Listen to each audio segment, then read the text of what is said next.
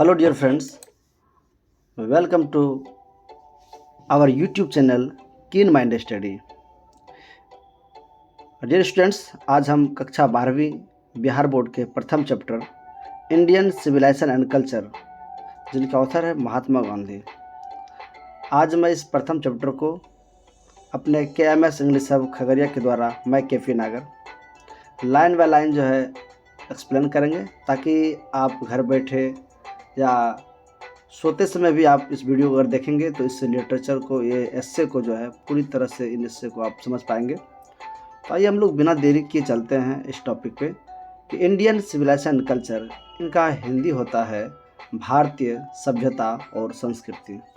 और सबसे पहली बात आप यहाँ ध्यान दीजिएगा कि अगर ये वीडियो आपको, उम्मीद करते हैं कि बहुत ही ज़्यादा पसंद आएगी, क्योंकि मैंने खुद से जो है इसको PPT में मैं आपको थोड़ा सा स्लाइड करके दिखा दूँ। आप देख रहे हैं ना, ये सब चीज़ फिगर डाले हैं, तो PPT के माध्यम से बनाए हुए हैं रंग बिरंगा, ताकि आपको ये वीडियो अच्छी लगे।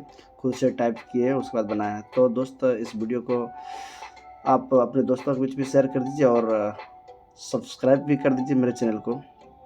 आइए हम लोग चलते हैं। सबसे पहली बात, इंट्रोडक्शन जानते हैं हम लोग। इंडियन सिविलाइजेशन एंड कल्चर, भारतीय सभ्यता और संस्कृति।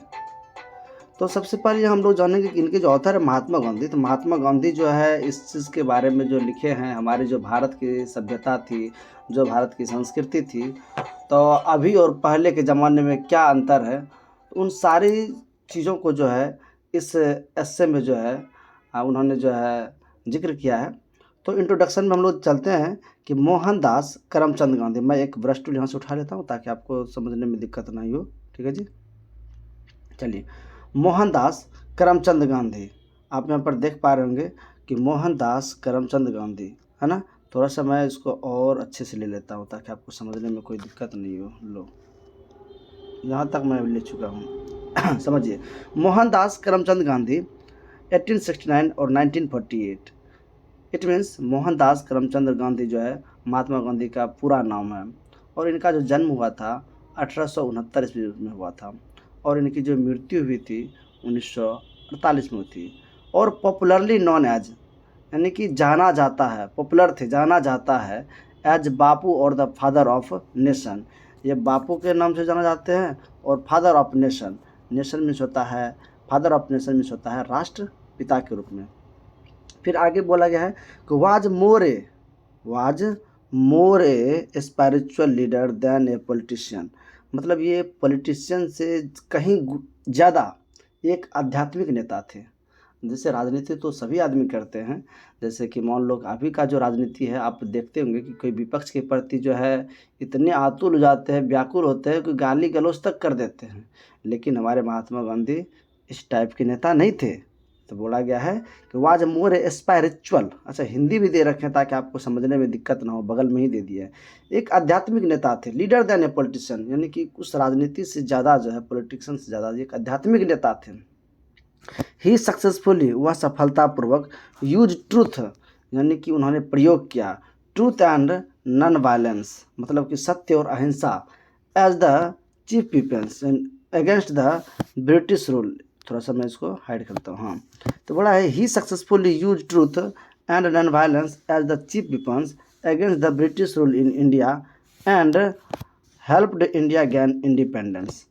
इनके कहने का मतलब है कि जब वो ब्रिटिश रूल के खिलाफ लड़ाई लड़ रहे थे, तो वो अपना मुख्य जो हथियार था, जिसको हम यहाँ पर लिखे हैं चीफ वेपन्स, यानी जो वो मुख्य हथियार था ना, वो ट्रूथ मीन्स सत्य, और नॉन वायलेंस मीन्स होता है अहिंसा।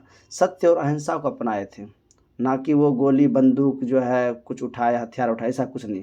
वो जब हमारे ब्रिटिश के खिलाफ जो है अपने इंडिया को जब वो आज़ादी करवाने की लड़ाई लड़ रहे थे, तो वो ट्रूथ और नॉन वायलेंस को जो है अपना मुख्य हथियार बनाए थे, सत्य और अहिंसा। आप पढ़े भी होंगे और सुने भी होंगे।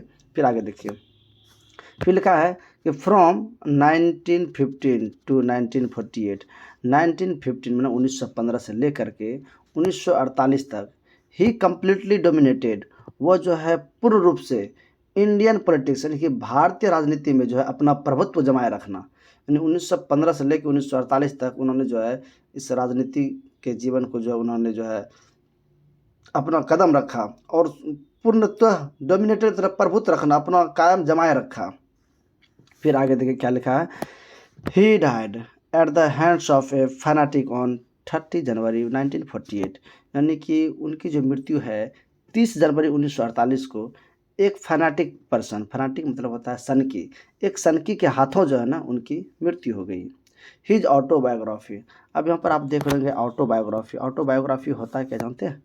जो एक बायोग्राफी होता है, अगर आप किसी दूसरे के बारे में अगर लिखते हैं, है ना, तो वो बायोग्राफी कहलाता है, और खुद के अगर बारे में लिखते हैं तो उसको बोलते हैं ऑटोबायोग्राफी।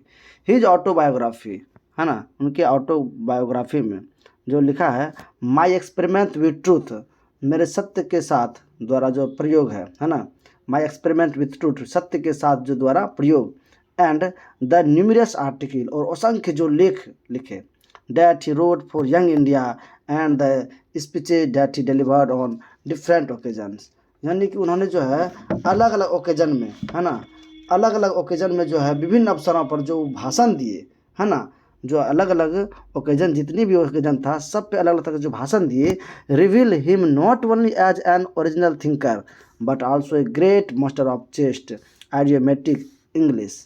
कहने का मतलब है उन्होंने जो विभिन्न अवसर पर जो भाषण दिए, उन्हें न केवल एक मूल विचारक के रूप में नहीं, बल्कि एक पवित्र मुहावरेदार अंग्रेजी के महान गुरु के रूप में भी प्रकट करते हैं। महात्मा गांधी जो है ये सिर्फ जो है ओरिजिनल थिंकर नहीं थे, उनके बारे में बोला गया कि वो जो है ना एक अच्छे मुहावरेदार अंग्रेजी के रूप में जाने जाते थे। यहाँ पर जो लिखे हैं, है ना, अच्छे मुहावरेदार इंग्लिश के रूप में भी वो जाने जाते थे। फिर आगे है, in the following extract, extract मतलब होता है लिया गया, है ना, उद्धरण, कोई चीज़ निकाला गया। इन द फॉलोइंग, जो नीचे जो पढ़ाएंगे, जो नीचे दिया गया जो एक्सट्रैक्ट है, जो लिया गया उद्धरण है, इंडियन सिविलाइजेशन एंड कल्चर, भारतीय संस्कृति और सभ्यता, ठीक है। Gandhi ji talks about the sound foundation of Indian civilization which has successfully withstood the passage of time. तो इनका कहने का मतलब है ना, मैं थोड़ा सा इसको ऊपर करके दिखा देता हूँ। चलिए, ठीक है जी, चलिए हम लोग कहाँ थे, यहाँ पे थे। तो इनका कहना है कि Gandhi ji talks about the sound foundation, है ना, एक मिनट थोड़ा सा। Gandhi ji talks about the sound foundation of Indian civilisation, यानी कि ये भारतीय सभ्यता के जो है उसकी जो नींव है, मजबूत नींव, उनके बारे में ये बात करते हैं, है ना। Which has successfully withstood the passage of time, जो जिसने समय बीतने का सफलतापूर्वक जो सामना किया, यानी कि समय के साथ जो हमारा जो भारतीय सभ्यता है, संस्कृति है, ये जो समय के साथ जो है मतलब सफलतापूर्वक का सामना किया है। द वेस्टर्न सिविलाइजेशन, जो हमारी जो पश्चिमी सभ्यता है, आप लोग सुनेंगे वेस्टर्न कल्चर को अभी जो अपना रहे हैं।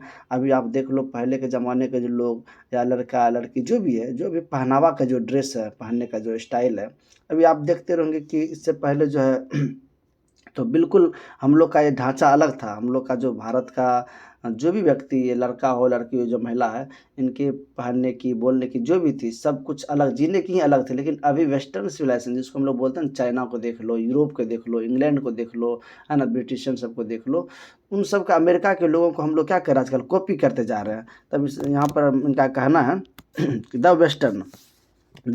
वेस्टर्न सिविलाइजेशन, जो ये पश्चिमी सभ्यता है, which has the tendency to privilege materiality can not match the Indian civilization that the elevates the moral being. कहने का मतलब है कि जो ये पश्चिमी सभ्यता है, इनका कहना कि जो हमारी पश्चिमी सभ्यता है ना, उसकी जो टेंडेंसी है, उनकी जो प्रवृत्ति रही है, उनकी जो छवि है, जो प्रिविलेज, उसकी जो सुख सुविधा है, जो मेटरलिटी, जो भौतिकत्व है, can not match to Indian civilisation, यानी भारत की सभ्यता से, है ना, बिल्कुल मैच नहीं करता है। That elevates the moral being, यानी कि हमारा जो ये मातृत्व को जो विशेषाधिकार देने की जो प्रवृत्ति वाली जो पश्चिमी सभ्यता है, बोल रहा है भारतीय सभ्यता को जो है नैतिक प्राणी नहीं बना सकती। कहने का मतलब that elevates the moral being, यानी कि नैतिक प्राणी नहीं बना सकती। कहने का मतलब है कि विदेश में कितना भी भूचाल क्यों न हो उनकी विकसित हुई सभ्यता के बारे में, लेकिन हमारे इंडिया को वो जो है किसी तरह से नैतिक प्राणी नहीं बना सकता है ना। इंडिया को जो वो कभी इस चीज़ में डुबा नहीं सकते हैं, और हम उसका कॉपी जो है, ठीक है, सीखते हैं, अलग बात है, लेकिन हम उसमें पूरी तरह से नहीं डूबेंगे, ये महात्मा जी का कहना है। तब हम लोग चलते हैं बिना देरी किए पैराग्राफ फर्स्ट पे। अगर आपको ये वीडियो अच्छी लगे तो आप जो है इसको लाइक भी कर दीजिए, और यहाँ पर देख सकते हैं इंडियन सिविलाइजेशन कल्चर को मैं दिखाया हूँ, थोड़ा सा वीडियो अगर लंबा बनेगा तो आपके लिए अच्छी बात है कि आप इसको सीखेंगे। आप देख रहे हैं कि पहले जो है यहाँ पर किसान जो है हल मतलब जो है कैसे जुताई करते थे अपने खेत को, जो है मतलब बैलों के द्वारा जुताई करते थे, यहाँ तक कि अपने से खुद से कुदाल तक चलाते थे। लेकिन अभी जो इतना मतलब भौतिक सुख सुविधा हो गया है कि मतलब यहाँ पर देख रहे हैं एक ट्रैक्टर आया हुआ है, पहले यहाँ पर बैलगाड़ी था, पहले यहाँ पर लोग खुद से जो है हंसिया लेकर के गेहूँ या धान या मकई जो भी था कटाई करते। लेकिन अब क्या है जी, ये मशीनरी का सामान आ गया। अब लोग इतने जो है मतलब इतना खुद में जो है अस्कत जिसको समझते हैं ना, मेरे भाषा में अगर कहा जाए तो जो लोग काम नहीं करते बोलते हैं अस्कत बोलते हैं, है ना। हाँ, तो यानी कि अभी मशीन के द्वारा काम करना नहीं चाहता है, कामचोर बनता जा रहा है। और पहले में देख लो आप कि नहाने का जो सुख सुविधा था, चापाकल था या जो भी नदी तालाब था, वहाँ पर कितना लोग खुशी से जीवन में मतलब अपना जीवन व्यतीत करते थे। लेकिन अभी आप देख रहे हैं ना कि जो शहर के लोग जो है ना इस तरह का सुख सुविधा नहीं भोग पाते हैं। पता है क्यों? क्योंकि आप यहाँ पर मैंने दिखाया है, यहाँ पर देख सकते हैं, आप इसको जूम करके दिखा रहा हूँ। जो शहर में जो भी लोग आ रहे हैं अभी, है ना, शहर में जितने भी लोग आ रहे हैं, क्योंकि उसको इतना ना काम है और वो खुद में व्यस्त होते हैं, यहाँ तक कि परिवार को भूल जाते हैं। गाँव चले जाओ और गाँव का कुछ माहौल ही अलग है। कोई एकदम सगे संबंधी, आप अनजान भी बन के जाओगे तो गाँव के लोग आपको पूछेंगे, लेकिन शहर में ये चीज़ नहीं मिलेगा। आइए हम लोग चलते हैं पैराग्राफ फर्स्ट पे। यहाँ पर देखें क्या मैथ्स इंग्लिश सब खगड़िया, है ना। चलिए इंडियन सिविलाइजेशन कल्चर को पैराग्राफ फर्स्ट को देखते हैं। तो पैराग्राफ फर्स्ट में क्या है देखिए, इसको मैं अंडरलाइन भी कर देता हूँ। ओके ओके, चलिए यहाँ तक मैं कर देता हूँ। आई बिलीव डैट, कि मुझे विश्वास है कि the civilisation India has evolve, ये भारत की जो विकसित जो सभ्यता है, is not to be beaten in the world, यानी कि दुनिया में से कोई चुनौती नहीं दे सकता है। महात्मा गांधी जी का कहना है कि मुझे पूर्ण विश्वास है कि जो हमारे जो भारत की जो विकसित हुई सभ्यता है ना, इसको दुनिया में कोई चुनौती नहीं दे सकता। कहने का तात्पर्य है कि हमारा जो ये सभ्यता है, जो संस्कृति है, सबसे अलग है और सबसे टॉपर है, टॉपेस्ट है, समझ लो। और nothing can equal the seeds sown by our ancestors, ancestor मतलब होता है पूर्वज, मतलब जो हमारे पूर्वजों के द्वारा जो बोया गया बीज है ना, इसकी बराबरी जो है कोई नहीं कर सकता। नथिंग कैन इक्वल, कोई बराबरी नहीं कर सकता है। फिर आगे है रोम वेंट, रोम जो है बर्बाद हो गया। Greece shared the same fate, Greece का भी वही हाल हुआ। The might of the Pharaohs was broken, the might of the Pharaohs was broken, यानी कि फाराहोस का भी जो है ना वही हाल हुआ और फाराहोस पूरी तरह से टूट गया। तब फाराहोस जानते हैं किसको बोलते हैं? जो इजिप्ट के रूलर था ना, जो शासक था, उसको फाराहोस बोलते हैं। याद रख लीजिए इस टॉपिक को। बोला रोम बर्बाद हो गया, ग्रीस का भी वही हश्र हुआ। The might of Pharaohs was broken, यानी कि फाराहोस पूरी तरह से टूट गया। जापान हैज़ बिकम वेस्टर्नाइज्ड, यानी जापान जो है पश्चिमी सभ्यता में रंग गया। Of China nothing can be said, और चीन के बारे में कुछ कहा ही नहीं जा सकता। बट लेकिन इंडिया इज स्टिल, इंडिया अभी भी क्या है? स्थिर है। मतलब सब को इधर उधर हो गया, लेकिन हमारे इंडिया क्या है जी? अभी भी स्थिर है। और बोल रहा है कि सम हो और अदर, किसी ना किसी रूप से मेरी भारत जो है, सॉरी हमारी जो भारत का संस्कृति है, जो सभ्यता है, किसी न किसी रूप से अभी भी स्थिर है, इसको कुछ नहीं होने वाला है। साउंड एट द फाउंडेशन, यानी अपनी नींव पर। फिर आगे लिखा है द पीपुल ऑफ यूरोप, यानी यूरोप के लोग लर्न देयर लेसन्स, यानी सीखते थे उनसे पाठ। किससे हो? From the writing of the man of Greece और रोम, यानी ग्रीस और रोम के जो भी व्यक्ति कुछ लिखते थे ना, उनके लेखनी से ये सब लोग जो है सीखते थे। कौन? यूरोप के लोग। फिर आगे देखिए क्या बोला गया है, which exists no longer in their former glory. बोल रहा है विच एग्जिट्स नो लॉन्गर, है ना, विच एग्जिट्स नो लॉन्गर। अब इनके कहने का मतलब था कि सब कुछ तो बर्बाद हो गया, लेकिन हमारा इंडिया जो है अभी भी अपने नींव पर स्थित है। तो फिर बोल रहा है कि जिनकी पूर्व की गरिमा जो है अब नहीं रही। Which exists no longer in their former glory, जो यूरोप का जो पहले का गरिमा था वो पूरी तरह से मतलब धूमिल हो चुका है। क्यों धूमिल हो चुका है? क्योंकि वो ग्रीस और रोम का जो लिखा हुआ चीज़ था ना, उनसे वो लोग सीखता था, उनका कॉपी करता था, तो उनका सभी गरिमा जो धूमिल हो गया, मिट गया। In trying to learn from them, यानी उनसे सीखने की कोशिश में, इन ट्राइंग टू लर्न, है ना, फ्रॉम देम, उनसे सीखने की कोशिश में। अब देखिए आगे थोड़ा सा इसको मैं बता रहा हूँ, यहाँ से लेकर के इसको इस तरह से ले गया है।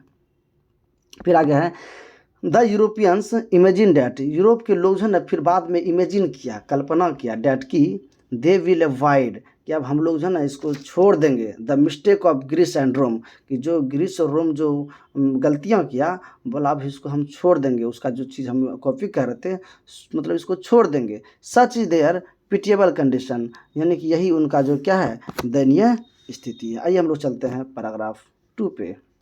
तो दोस्तों वीडियो अच्छी लगे तो आप बीच में लाइक कर दो।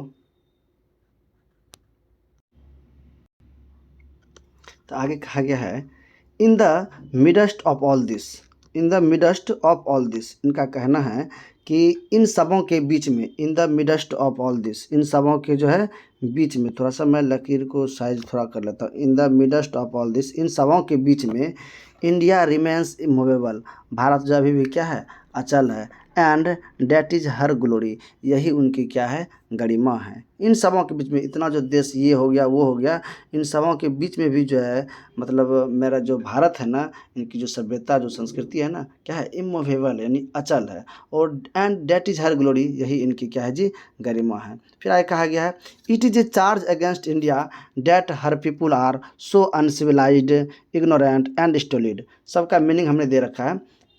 तो फिर यहाँ आगे कहा है इट इज़ ए चार्ज, यानी कि अगेंस्ट इंडिया, भारत के विरुद्ध एक आरोप है, था कि क्या था आरोप, कि हर पीपुल, कि वहाँ के लोग जो है आर सो अनसिविलाइज्ड, यानी कि बहुत ही असभ्य है, इग्नोरेंट अज्ञानी है, एंड स्टोलिड और मंदबुद्धि है, that it is not possible to induce them to adopt any changes. तो कहने का मतलब था कि वहाँ के लोग जो असभ्य है, अज्ञानी और मंदबुद्धि है, तो that it is not possible to induce them to adopt any changes, यानी कि उसमें आप कोई बदलाव नहीं ला पाएंगे, वहाँ के लोग ये है वो है, मतलब बहुत सारे हमारे भारत के विरुद्ध जो है आरोप लगाया था, समझ गया ना। तो फिर आगे तब फिर क्या बढ़ा है, देखिए गांधी जी लिखे हैं इट इज ए चार्ज, ये जो हमारा चार्ज है रियली अगेंस्ट आवर मेरिट, यानी हमारे मेरिट के जो है ना बिल्कुल विरुद्ध है, कि जो लोग बोलता था कि वो सब अज्ञानी है, मंदबुद्धि, ये सब बिल्कुल फेक है, ये हमारे चार्ज के जो है बिल्कुल क्या जी, हमारे मेरिट, हमारा जो यह आरोप लगाया है कोई, हमारे गुणों के बिल्कुल विरुद्ध है।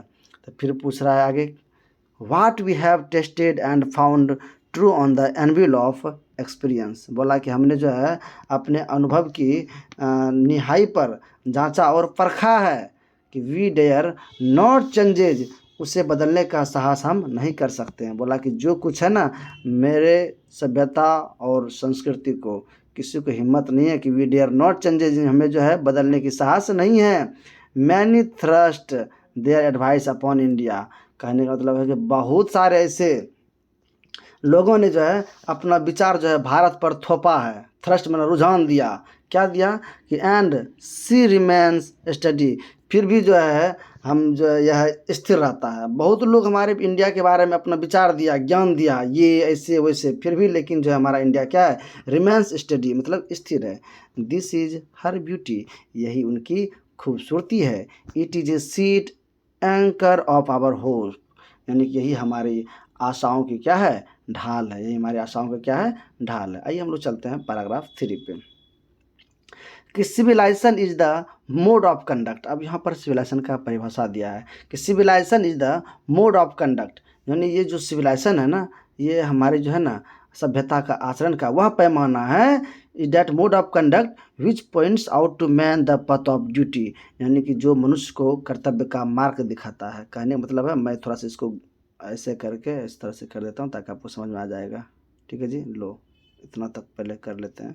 ठीक, ये civilisation is the mode of conduct, civilisation जो है mode of conduct which points out to man the path of duty, path of duty मतलब सभ्यता जो है, आचरण का वह पैमाना है जो मनुष्य को कर्तव्य का मार्ग दिखाता है। देखो हम हिंदी भी कर दिए ताकि आप लोग को दिक्कत ना हो समझने में।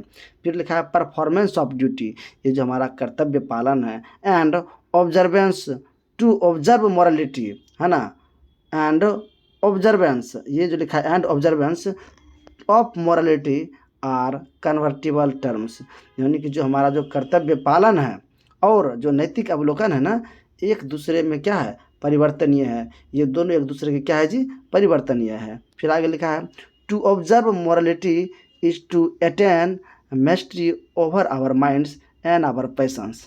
बोला क्या कि to observe morality is to attain mastery over our minds and our passions, अपने मन एवं विकार पर स्वामित्व प्राप्त करना ही नैतिक अवलोकन है।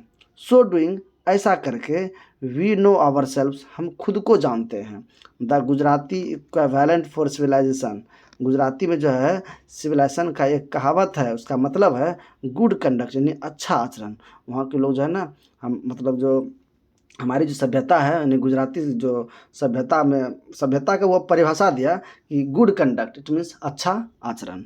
चलिए हम लोग चलते हैं नेक्स्ट टॉपिक पे, 4th पैराग्राफ पे।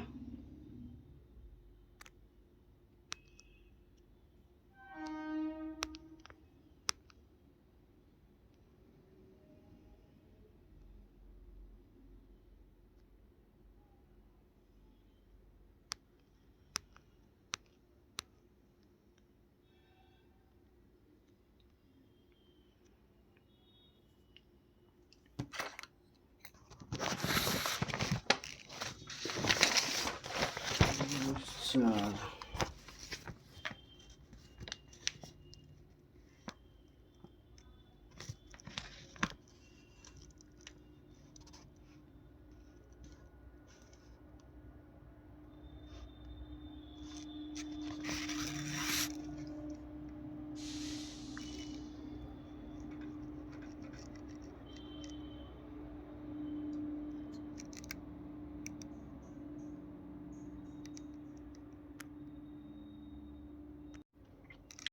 तो पैराग्राफ जो है 4 में कहा गया है if the definition be correct, यदि यह डिफिनेशन जो है सही है, यदि यह डिफिनेशन जो है क्या है जी, सही है। थोड़ा सा मैं इसको मार्कर भी लेते चलूँ ताकि आप लोग को दिक्कत ना हो समझने में, ठीक है जी।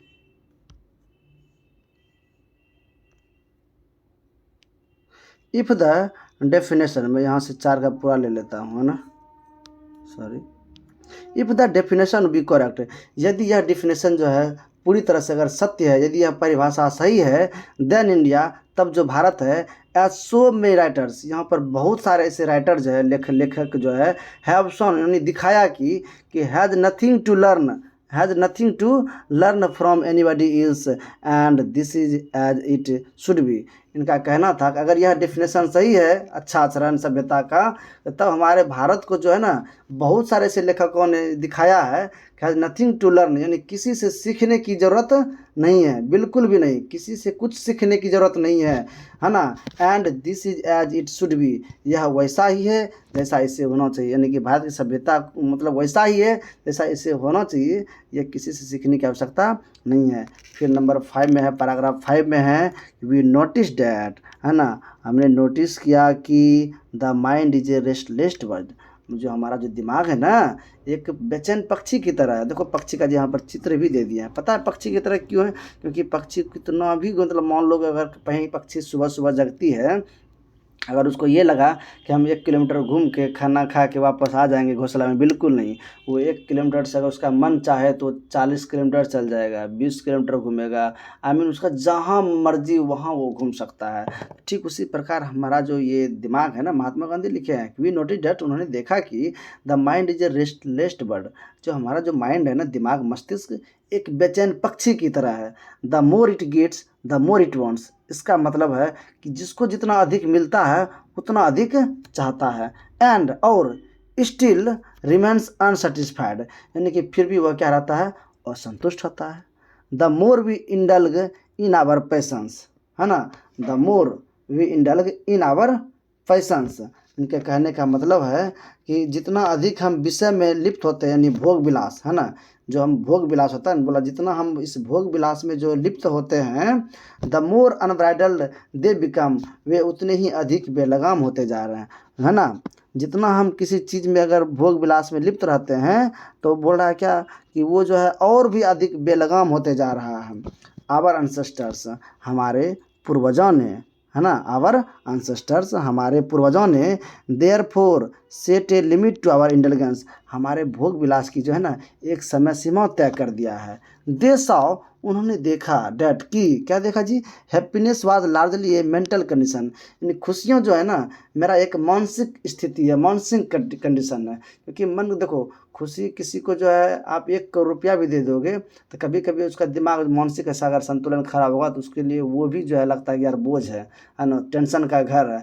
किसी के पास अगर 100 रुपया ही क्यों ना हो, खाने के लिए 2 रोटी 2 वक्त की रोटी ही क्यों ना हो, वो इतने खुश हो जाते हैं। कहने का मतलब कि हमारी जो मानसिक कंडीशन है, खुशियाँ क्या है, हमारा मानसिक कंडीशन है। पैराग्राफ 6 को देखते हैं थोड़ा सा, ठीक है जी। चलिए, अब पैराग्राफ 6 में है, a man is not necessarily, हाँ थोड़ा सा मैं इसको ऊपर कर देता हूँ।